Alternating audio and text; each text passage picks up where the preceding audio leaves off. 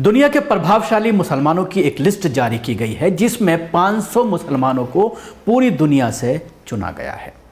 और अच्छी बात यह है कि इसमें 50 भारतीयों का नाम भी शामिल है। और उससे भी बड़ी बात यह है कि जमीयत उलमा हिंद के अध्यक्ष मौलाना महमूद मदनी को 15वां स्थान इस लिस्ट में मिला है।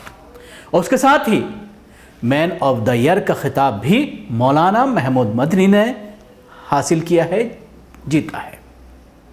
दुनिया के सबसे प्रभावशाली शख्स में सऊदी अरब के बादशाह का नाम शामिल किया गया है। यानी दुनिया के सबसे प्रभावशाली शख्स सऊदी अरब का जो किंग हैं, बादशाह हैं, उनको बताया गया है। इस पूरी लिस्ट के आने के बाद जमीयत उलमा हिंद के जो कैडर है, जमीयत उलमा हिंद के जो चाहने वाले हैं, उसमें काफ़ी खुशी है क्योंकि मौलाना महमूद मदनी को ये स्थान प्रभावशाली शख्सों में भारत के मुसलमानों में नंबर 1 का मुकाम कई सालों से मिलता रहा है इस लिस्ट में। और ये 2023 की जो लिस्ट जारी की गई है, इसमें एक इजाफा ये हुआ है कि दुनिया के 15वें नंबर पर मौलाना महमूद मदनी को रखा गया। एक बड़ा अचीवमेंट है मौलाना महमूद मदनी के लिए, जमीयत उलमा हिंद के लिए और उसके साथ ही दारुल उलूम देवबंद के लिए भी। और इस पूरी खबर को सोशल मीडिया पर जमीयत उलमा हिंद के ज़रिए भी अपने सारे अकाउंट्स पर शेयर किया जा रहा है और इसको एक बड़ी उपलब्धि के तौर पर देखा जा रहा है। मौलाना महमूद मदनी जमीयत उलमा हिंद के सदर हैं और अक्सर आप उनको ख़ासतौर से मुसलमानों के मुताल्लिक़ अपनी राय रखते हुए वो नज़र आते हैं, बेबाक अंदाज में बोलते हैं, लेकिन कई बार उनको भारतीय मुसलमानों के ज़रिए निशाना भी बनाया जाता है क्योंकि जब से भारतीय जनता पार्टी की सरकार केंद्र में आई है उसके बाद से मौलाना महमूद मदनी के ऊपर इस तरह के आरोप लगाए जाते रहे हैं कि वो अब खुलकर नहीं बोलते हैं, कहीं ना कहीं सरकार से डरे हुए हैं। इस तरह के आरोप मौलाना महमूद मदनी पर लगाए जाते हैं। सीए आंदोलन के दौरान भी मौलाना महमूद मदनी के कई बयान आए थे जिसमें कई बयानों पर विवाद भी हुआ था। उसके साथ ही जिस तरह से आम लोगों के ज़रिए इस मूवमेंट को लीड किया गया था और उसके बाद इसमें जो भारत के जो टॉप लीडरशिप है मुसलमानों की, उनको कहीं ना कहीं साइडलाइन रख करके नौजवानों ने और महिलाओं ने इस आंदोलन को आगे बढ़ाया था। तो उसके बाद भी इस तरह के लीडर्स पर, मुस्लिम लीडर्स पर सवालात खड़े हुए थे। अभी मदरसे का जब मामला सामने आया उस वक्त भी जो बयान आया उत्तर प्रदेश में मदरसे को लेकर, उस पर भी शुरू में कुछ बयान आया। उसके बाद 15 दिन बाद जब वहाँ पर दारुल उलूम देवबंद में एक कॉन्फ्रेंस रखी गई, उसमें कुछ और तरह का बयान आया।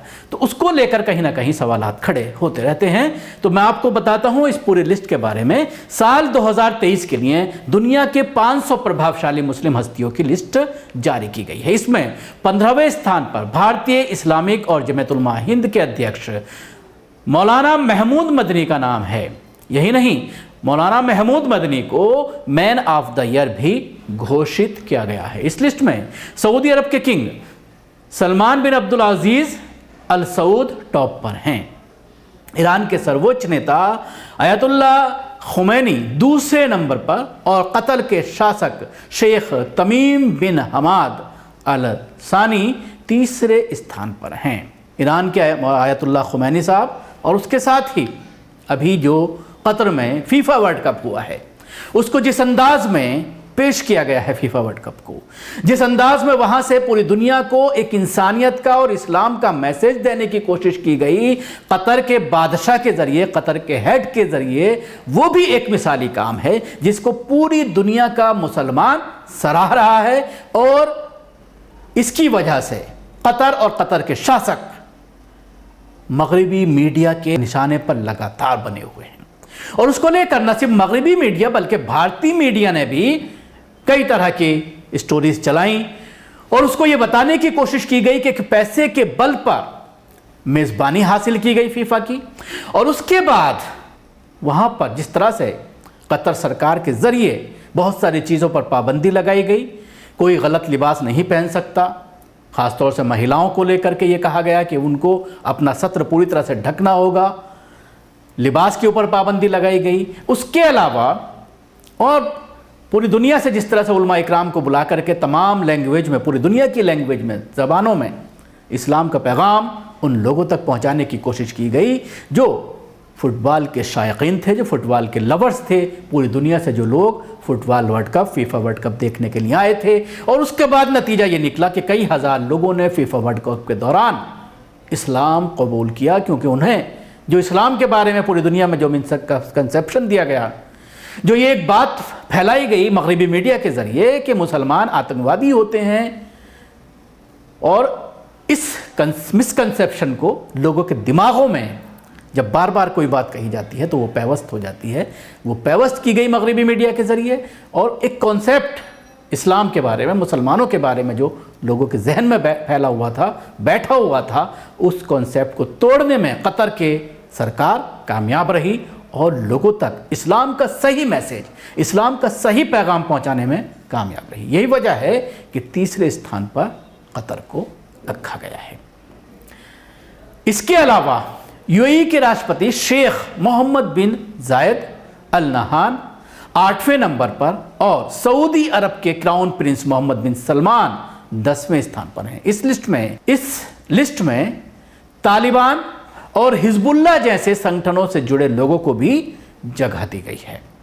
रैबिट ने लिस्ट जारी करते हुए लिखा है कि अभी दुनिया में 1.94 अरब मुसलमान हैं। ये संख्या दुनिया की कुल आबादी की 1/3 है। इन 500 लोगों ने दुनिया भर के मुस्लिमों को प्रभावित किया है। ये हस्तियां इस्लामिक संस्कृति, विचारधारा, वित्त और राजनीति से जुड़ी हैं। मौलाना महमूद मदनी लंबे समय से समाज सेवा के कार्यों से जुड़े हुए हैं। उन्होंने अपने राजनीतिक करियर की शुरुआत समाजवादी पार्टी से की थी। 2006 से 2012 तक उत्तर प्रदेश राज्यसभा सांसद रहे। 2001 में गुजरात में आए भूकंप से बड़ी संख्या में लोग प्रभावित हुए थे। वहीं मौलाना महमूद मदनी ने भूकंप से प्रभावित लोगों को उनकी ज़िंदगी दोबारा शुरू करने में काफ़ी मदद की थी। जमीयत ने काफ़ी मदद की थी। मौलाना महमूद मदनी उस वक्त हालांकि अध्यक्ष नहीं थे, लेकिन जमीयत के अहम पद पर थे और उसके ज़रिए मदद की गई थी। 2002 में जातीय धार्मिक हिंसा के बाद जमीयत उलमा हिंद ने मौलाना महमूद मदनी के नेतृत्व में राहत के लिए अभियान चलाया, जिसमें उनका कद और बढ़ गया। यानी 2002 के जो दंगे हुए थे गुजरात में, उसमें भी जमीयत आगे थी मदद करने में। उसके साथ ही केसेस को लेकर भी जमीयत ने काफ़ी कोशिश की। 2001 से 2008 तक जमीयत उलमा हिंद के महासचिव रहे मौलाना। उन्होंने देश भर में आतंकवाद विरोधी अभियान भी चलाया। बड़े बड़े प्रोग्राम्स दिल्ली के रामलीला ग्राउंड में मौलाना महमूद मदनी के ज़रिए कांग्रेस की जब सरकार थी उस वक्त इसलिए रखे गए कि मुसलमानों का आतंकवाद से कोई ताल्लुक़ नहीं है। इस तरह की बहुत सारी कॉन्फ्रेंस की गई, जिसमें हज़ारों की संख्या में, लाखों की संख्या में लोग शामिल हुए और भीड़ जुटाने में जमीयत कामयाब रही। ये इल्ज़ाम जमीयत के ऊपर ज़रूर लगाया जा रहा है इस दरमियान कि वो जमीयत जो 2014 से पहले लगातार रामलीला मैदान भरा करती थी मुस्लिम इशूज़ पर, लेकिन अब सरकार आने के बाद 2014 के बाद, मोदी के प्रधानमंत्री बनने के बाद एक भी प्रोग्राम जमीयत के ज़रिए नहीं रखा गया है। हालांकि कांग्रेस सरकार से ज़्यादा मसाइल मुसलमानों को इस वक्त दरपेश हैं। जिन हालात से मुसलमान गुजर रहे हैं, चाहे वो तलाक बिल का मामला कहें या अब जिस तरह से मदारिस का मसला उठाया जा रहा है और मुसलमानों को देशद्रोही साबित करने की कोशिश की जा रही है। सीए के बाद जिस तरह से दिल्ली का दंगा भड़का और उसके बाद मुसलमानों के ऊपर ही आरोप लगा करके मुसलमानों को बंद कर दिया गया, इन तमाम इश्यूज़ पर जमीयत उलमा हिंद बहुत ही कम बोलती हुई नज़र आई, या कहीं कहा जाए तो कई दफ़ा खामोशी भी इख्तियार की गई। साथ ही सीए और एनआरसी मुस्लिमों के हक़ के लिए आवाज़ मौलाना उठाते रहे। मदनी आतंकवाद के लिए जिहाद टर्म और इस्लामोफोबिया के खिलाफ भी मुखर रहे हैं। रैबिट ने जिन देशों में सर्वे के आधार पर लिस्ट तैयार की है उनके बारे में लिखा भी गया है। इस रिपोर्ट में भारत की जमकर आलोचना की गई है। रैबिट ने अपनी रिपोर्ट में कहा है कि भारत सरकार देश में इस्लामोफोबिया को बढ़ावा दे रही है।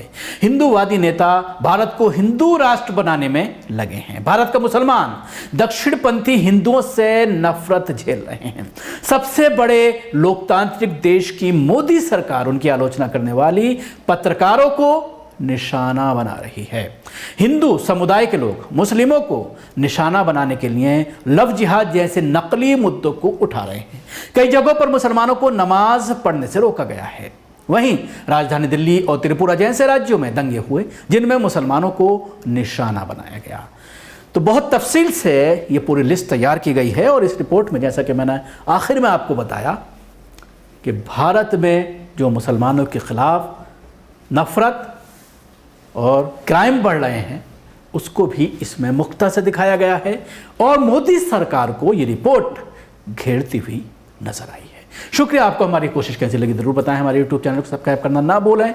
इसके साथ ही बेल आइकन जरूर दबाएं। अगर आप ये वीडियो फेसबुक पर देख रहे हैं तो पेज को लाइक करें, उसके साथ ही फॉलो भी करें। धन्यवाद।